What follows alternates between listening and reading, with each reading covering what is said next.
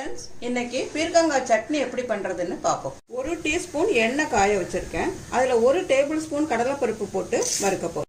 கடலைப்பருப்பு நல்ல பொன்னிறமானதும் காஞ்ச மிளகாயும் பச்சை மிளகாயும் அதோட சேர்த்துடலாம். நறுக்கின ஒரு பெரிய வெங்காயம் மீடியம் சைஸ் பீர்க்கங்காய் எடுத்து கட் பண்ணி வச்சிருக்கேன். வெங்காயம் நல்ல ரோஸ் கலர் ஆனதும் நறுக்கி வச்சிருக்க பீர்க்கங்காயை அதோட சேர்த்துடலாம். அளவு உப்பு சேர்த்துக்கலாம். இது இந்த மாதிரி நல்லா வதங்கினதும் ஆஃப் பண்ணிடுங்க அடுப்பை.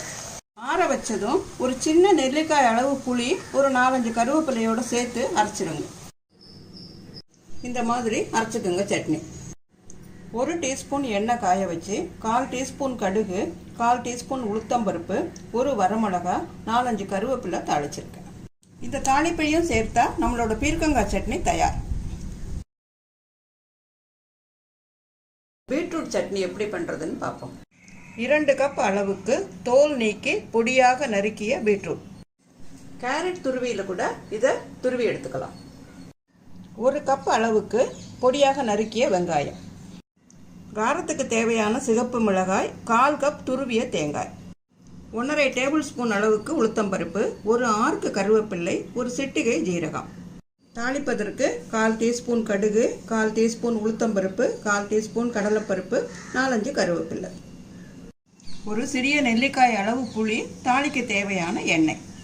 1 டீஸ்பூன் எண்ணெயை காய வச்சுக்கோங்க. எண்ணெய் காஞ்சதும் ஒரு சிட்டிகை கடுகு. கடுகு கொஞ்சம் கூட போட்டுட்டீங்கன்னா கசக்கும். ஒரு சிட்டிகை சேர்த்தீங்கன்னா உங்க தொகையல் சட்னி எல்லாத்துலேயும் அது நல்ல வாசனையை கொடுக்கும். கடுகு பொரிஞ்சதும் உளுத்தம்பருப்பு, அடுத்து ஜீரகம், காய்ந்த மிளகாய், வெங்காயம், தேவையான அளவு உப்பு, ஒரு சிட்டிகை பெருங்காயத்தூள். வதங்கும் போது கொஞ்சம் உப்பு சேர்த்துக்கோங்க. வெங்காயம் நல்லா வதங்கினதும் பீட்ரூட் துருவலை சேர்த்துடலாம்.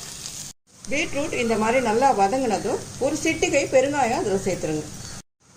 நம்ம வதக்கி வச்ச பீட்ரூட்டு நல்லா ஆறி ரெடியாக இருக்கு. இதோட தேங்காய், புளி, கருவேப்பிள்ளை போட்டு அரைச்சிட்டு வந்துடலாம். முதல்ல தண்ணி விடாம எல்லாத்தையும் சேர்த்து இந்த மாதிரி அரைச்சிக்கோங்க. நீங்க இதை சாதத்துக்கு போட்டு சாப்பிட விருப்பப்பட்டீங்கன்னா கொஞ்சமா தண்ணி சேர்த்து ஒரு துவையல் பக்குவத்துல அரைச்சி எடுத்துக்கோங்க. சட்னியா யூஸ் பண்ற மாதிரி இருந்ததுன்னா கொஞ்சம் கூட தண்ணி விட்டு அரைச்சிக்கோங்க.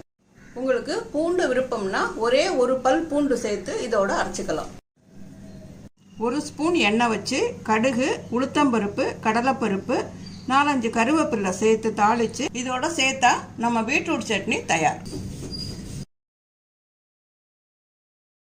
வெங்காயம் பச்சை மிளகாய் சட்னி பார்ப்போமா? ஒரு பெரிய வெங்காயம் கட் பண்ணி வச்சிருக்கேன். ஒரு பெரிய தக்காளி கட் பண்ணி வச்சிருக்கிறேன். பச்சை மிளகாய் 6 எடுத்திருக்கேன். அது நம்மளோட காரத்துக்கு தகுந்தபடி, சில மிளகா காரமாக இருக்கும், சில மிளகா காரமாக இல்லை. உங்களோட காரத்துக்கு தகுந்தபடி அதை எடுத்துக்கோங்க. ஒரு புளியங்கொட்டை அளவு புளி, தேவையான அளவு உப்பு. இது எல்லாத்தையும் சேர்த்து போட்டு அரைச்சா 2 நிமிஷத்தில் சட்னி ரெடி. இப்போ நம்மளோட சட்னி அரைச்சி ரெடியாக இருக்குது. 1 ஸ்பூன் எண்ணெய் காய வச்சு 1/4 ஸ்பூன் கடுகு, 1/4 ஸ்பூன் உளுத்தம்பருப்பு தாளித்து 2 கருவேப்பிலை தாளிச்சிருக்கேன். இப்போ தாளிப்பை சேர்த்துட்டா நம்மளோட குயிக் சட்னி தயார். இட்லி, தோசை, நம்மளோட டிஃபன் வெரைட்டிஸ் எல்லாத்துக்கும் இது நல்லா இருக்கும், நல்லா சூட் ஆகும். சின்ன கட்டு கொத்தமல்லி சுத்தம் பண்ணி வச்சுக்கோங்க. 1/4 மூடி தேங்காய், 1 டேபிள் ஸ்பூன் அளவுக்கு பொட்டுக்கடலை, சின்ன பீஸ் புளி, தேவையான அளவு உப்பு, 1 டீஸ்பூன் எண்ணெய் விட்டு 1 டேபிள் ஸ்பூன் கடலைப்பருப்பை நல்லா பொன்னிறமாக வறுத்து அதோட ஒரு காஞ்ச மிளகாயும் சேர்த்து வறுத்து வச்சிருக்கேன். அதே எண்ணெயில் ஒரு பெரிய வெங்காயத்தையும் ஒரு பச்சை மிளகாயும் சேர்த்து வதக்கி வச்சிருக்கேன். முதல்ல தேங்காயையும் கடலைப்பருப்பு அந்த காய்ந்த மிளகாயும் போட்டு ஒரு சுத்தினதுக்கு அப்புறம் தண்ணி சேர்க்க வேண்டாம். அதுக்கப்புறம் மற்ற பொருட்களை சேர்த்து அதோட அரைச்சிக்கலாம். 1 டீஸ்பூன் எண்ணெய் வச்சு 1/4 டீஸ்பூன் கடுகு, 1/4 டீஸ்பூன் உளுத்தம்பருப்பு, ஒரு காஞ்ச மிளகாய், அதுக்கப்புறம் சட்னி அரைச்சதுக்கு அப்புறம் தாளிச்சு அதில் கொட்டிடலாம். தாளிப்பை சேர்த்தா கொத்தமல்லி சட்னி ரெடி.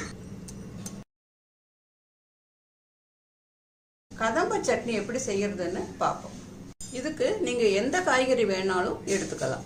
நான் இன்னைக்கு ஒரு கேரட், 2 பீன்ஸ், ஒரு வெங்காயம், ஒரு சிறிய குடமிளகாய், கொஞ்சம் கோஸ் துருவல், 2 அவரைக்காய், ஒரு ஆர்க்கு கருவேப்பிள்ளை, ஒரு தக்காளி எடுத்திருக்கேன். காரத்துக்கு தேவையான சிகப்பு மிளகாய், பச்சை மிளகாய், டேபிள் ஸ்பூன் அளவுக்கு கடலைப்பருப்பு, ஒரு சின்ன துண்டு இஞ்சி, ஒரு டேபிள் ஸ்பூன் அளவுக்கு தேங்காய், தேவையான அளவு உப்பு. 1 டீஸ்பூன் எண்ணெய் காய வச்சு இப்போ கடலைப்பருப்பு பொன்னிறமாக வறுத்துக்கலாம். கடலைப்பருப்பு பொன்னிறமாக வறுபட்டதும் பச்சை மிளகாயும் வரமிளகாயும் போட்டுக்கோங்க. பச்சை மிளகாய் கட் பண்ணி போடுங்க, இல்லாட்டி வெடிக்கும். வரமிளகாயும் பச்சை மிளகாயும் சேர்க்குறேன். வெங்காயம் நல்லா ரோஸ் கலரா வதங்கினதுக்கு அப்புறம் எல்லா காய்கறியும் அதோட சேர்த்து போட்டு வதக்கலாம். காய்கறிகள் வதங்க ஆரம்பிக்கும் போதே தேவையான அளவு உப்பையும் சேர்த்துருங்க. தக்காளிக்கு பதில் நீங்க புளி வேணும்னாலும் சேர்த்துக்கலாம். நம்ம கிட்ட சில நேரம் கொஞ்சம் காய்கறிகள் மீந்திருக்கும். அந்த மாதிரி நேரத்துல இந்த மாதிரி சட்னி செய்யலாம். நல்லா வதங்கினதும் ஆற வச்சு அரைச்சிடுங்க.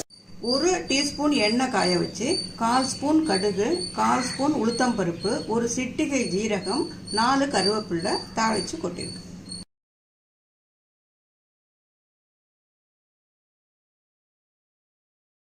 ஒரு தக்காளி சட்னி தேங்காயோட எப்படி பண்றதுன்னு பார்க்கலாம். 1 ஸ்பூன் கடலைப்பருப்பு வறுத்து எடுத்திருக்கோம் எண்ணெயில. உங்க காரத்துக்கு தகுந்தபடி சிகப்பு மிளகாய் வறுத்து எடுத்துக்கோங்க. நான் ஒரு 5-6 மிளகாய் இன்னைக்கு போட்டிருக்கேன். 1 ஸ்பூன் எண்ணெய் விட்டு 2 வெங்காயத்தை பொடி பொடியா நறுக்கிட்டு வதக்கிக்குங்க. அதோட சேர்த்து பச்சை மிளகாயும் சேர்த்து வதக்கிடலாம். அதுக்கப்புறம் அதே வாணலியில 1 தக்காளி போட்டு வதக்கி எடுத்துக்கோங்க. இந்த பச்சை மிளகாய் வாசனைக்காக சேர்த்துருக்கேன். உங்களோட கார அளவுக்கு தகுந்தபடி இதை அட்ஜஸ்ட் பண்ணிக்கோங்க. 2 பத்தை தேங்காய், 1 ஆறுக்கு கருவேப்பிலை. கருவேப்பிள்ளைக்கு பதில் கொத்தமல்லி அல்லது புதினா ஃப்ரெஷ்ஷாக வச்சு நீங்கள் அரைச்சிக்கலாம். இதோட ஒரே 1 பூண்டு பல் ஃப்ளேவருக்காக உங்களுக்கு அந்த இது பிடிக்கும்னா அதோட சேர்த்து அரைச்சிக்கோங்க. இப்போ தேவையான அளவு உப்பு சேர்த்துக்கிறேன். வரமிளகாய், கடலைப்பருப்பு, தேங்காய், கருவேப்பிலை, பூண்டு எல்லாத்தையும் முதல்ல போட்டு அரைக்க போறேன். இப்போ இதை அரைச்சிட்டு வந்திருக்கேன். அரைச்சி எடுத்துட்டு தக்காளி வெங்காயத்தை சேர்த்து அரைக்க போறோம். எல்லாத்தையும் சேர்த்து போட்டு அரைச்சா அது சரியா அரைப்படாது. கடலைப்பருப்பு முழுசா அங்கங்க கிடக்கும்.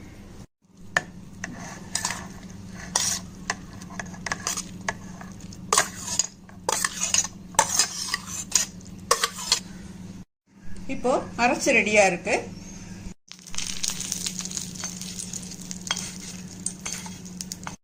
ஒரு ஸ்பூன் எண்ணெய் வச்சு கடுகு, உளுத்தம் பருப்பு, கருவேப்பிலை தாளிச்சு கொட்டுனா சட்னி ரெடி.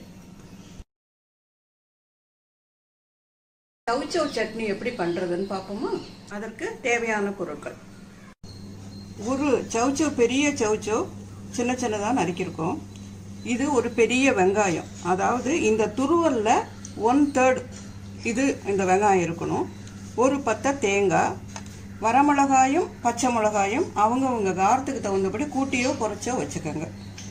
ஒரு ஆறுக்கு கருவேப்பிலை, ஒரு நெல்லிக்காய் அளவு ஊற வைத்த புளி, 1 டேபிள் ஸ்பூன் கடலைப்பருப்பு, தேவையான உப்பு. 1 ஸ்பூன் எண்ணெய் வச்சு முதல்ல கடலைப்பருப்பை செவக்க வறுத்துக்கோங்க. அது வறுபட்டோன்னே வரமிளகா போடுங்க. அடுத்தது பச்சை மிளகாயை 2 கட் பண்ணி போடணும், இல்லாட்டி வெடிக்கும் எண்ணெயில் வதக்கும் போது. அதையும் வதக்கிட்டு அடுத்தது வெங்காயம், அதையும் சேர்த்து போட்டு வதக்கிட்டு வெங்காயம் போடும்போது ஒரு துளி உப்பு போட்டு வதக்குனீங்கன்னா சீக்கிரம் வதங்கிடும். அது முடிச்சோன்னு அதோட சேர்த்து சவுச்சவையும் சேர்த்து நல்லா வதக்கி ஆற விடுங்க. இப்போ எல்லாத்தையும் வதக்கி எடுத்துட்டு வந்திருக்கேன்.